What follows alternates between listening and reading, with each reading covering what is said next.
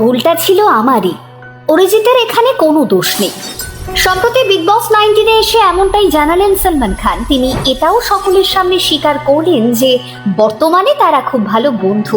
যা বিবাদ ছিল সবটাই মিটে গিয়েছে। একটা ভুল বোঝাবুঝি হয়েছিল ঠিকই, কিন্তু সেই সবটাই এখন অতীত। আর এই ঘটনাতেই সোশ্যাল মিডিয়া এখন উত্তাল। চলুন ফিরে যাই বরং কয়েক বছর আগে। 2014 সালে তুম হি হো গানের জন্য বেস্ট প্লেব্যাক সিঙ্গারের খেতাব জেতেন অরিজিৎ সিং। আর সলমান খান ছিলেন সেই অনুষ্ঠান। সেখানেই অরিজিতের কোনো এক মন্তব্যের জেরে শুরু হয় মনোমালিন্য। পরবর্তীতে বিভিন্ন সংবাদপত্র মারফত জানা যায় এই মনোমালিন্যের জন্যই সলমান খান নাকি তার অনেক সিনেমার গান থেকে অরিজিৎকে বাদ দিয়েছিলেন।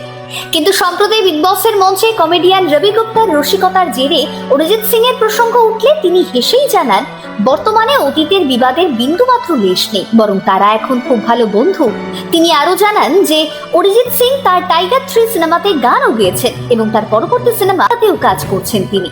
সুতরাং এই প্রসঙ্গ বর্তমানে গুরুত্বহীন। এই বিষয়টা নিয়ে কাটাছেঁড়া করাও আর কোনো প্রয়োজন নেই। এই ভিডিও সামনে আসার পরই স্বভাবতই খুশি অরিজিৎ এবং সলমান ভক্তরা। তারা দুজনই ভারতীয় সিনেমা জগতের অমূল্য রত্ন। আচ্ছা, এই বিষয়ে আপনাদের কি মতামত? কমেন্ট করে জানিয়ে ফেলুন এক্ষুনি।